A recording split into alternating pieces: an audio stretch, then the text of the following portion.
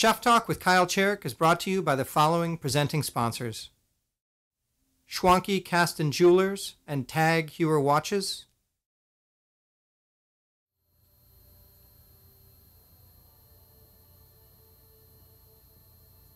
For this episode of Chef Talk with Kyle Cherek, I hang out with Chef Kevin Sloan, who is the executive chef for the Pabst, the Riverside, and Turner Hall theaters.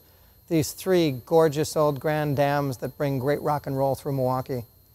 Kevin and I go back to the 1999s when he moved into my neighborhood, and I think still his, Walker's Point. And in 2000, he opened up this great little boîte called The Social that had all the right vibe. Its cuisine was engaging and yet homespun, and it resonated and hummed with people that were in their 20s all the way up to their 70s, which is a rare designation for any restaurant. He grew, second restaurant and then a bigger version of The Social, and when the economy caught up to him, things closed down a bit. He found a really terrific home here, and his cooking in many ways represents what the city is to these acts as they come through the city, but really only see the inside of a bus and a hotel room and then his table. I thought I knew his story, but there was so much more to learn.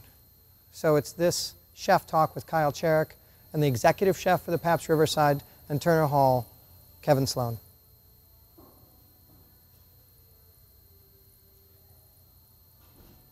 I mean, when I moved to Walker's Point, my neighborhood still, nobody was there. Right. And we did a Chef Talk the other day with Peggy Magister from Crazy Water, and she was like, Kevin beat me. Kevin was there first. And so, but I guess my point is, for a generation of eaters, which I was the beginning of, you opened in 2000, so I would have been 30.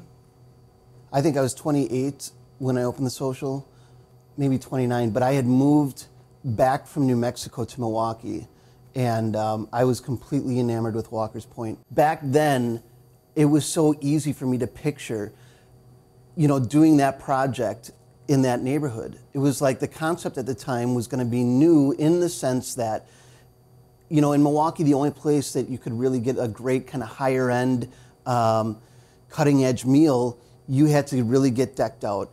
And your servers were going to be really decked out. Yeah. And there's going to be classical music or quiet jazz on the radio. Or piano player. Sure, right. When we know at that time New York and Chicago and Seattle and LA were kicking it off, we hadn't really done it yet. So it was just like a lot of things converged. A chef that has worked in a restaurant or tried to start a restaurant that didn't turn out is about as common as a bear that pees in the woods. I mean, there's no shame in that. Sure. You know what I mean? None whatsoever. Yeah. And you certainly were, the belle of the ball, toast of the town, and really kind of lit something on fire in a pretty decently sized way for the way that a bunch of us were thinking about food.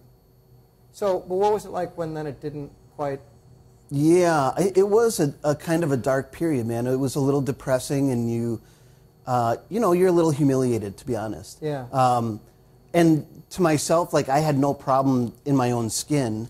But you get looks of pity and this kind of thing, which it's not my deal. And mentally, you're like, what's next? Right. You know what? I'm not going to go cook for somebody in some restaurant. I'm not going to go work for Cisco and sell food. Yeah. Like that. I'm not going to. I couldn't see the road in front of me.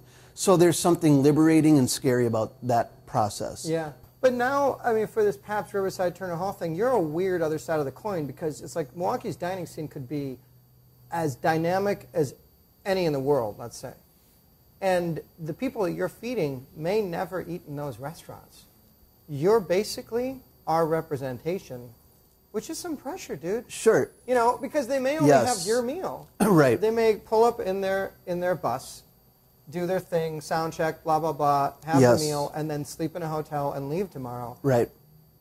I would say that's fairly common. Yeah. And honestly, I am so happy to be the representative of Milwaukee in that sense. And no, it doesn't make me nervous, and I don't feel it in a pressure way. I realize the situation for what it is, and I think you described it accurately.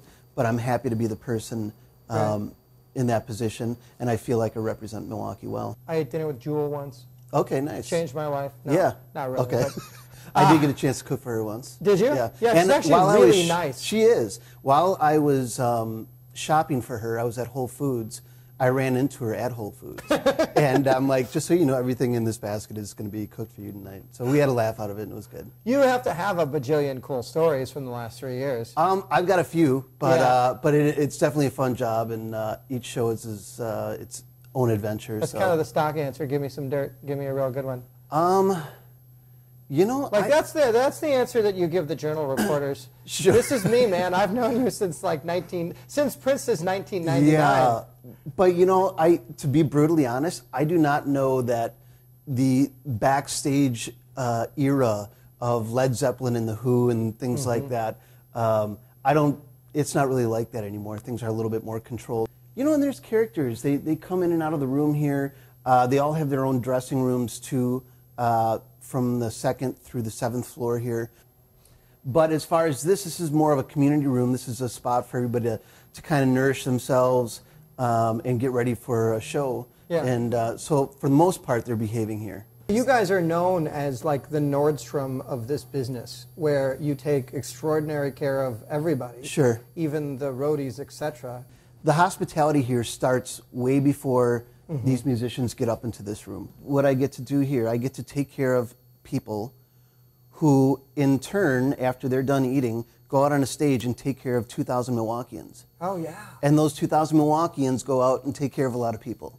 So if you think about it, man, it's really got a pretty Dude, that's so profound. Killing me. It's cool. It actually is, though. Yeah. It really is. Yeah, in a very nice kind of kumbaya way. Yep. But it is rock and roll. It is, no doubt. Since you've taken this gig, have you gotten any new or unusual tattoos you can't talk about? I haven't, man. I'm a relic. I am an ink-free dude. You are so not rock and roll. I just want you to know. And if Gary Witt watches this and finds out, you're probably going to lose your job. Now, next time, if you want to do this and you want to sit down with a bottle of whiskey at midnight, you will see just how rock and roll I am, Kyle.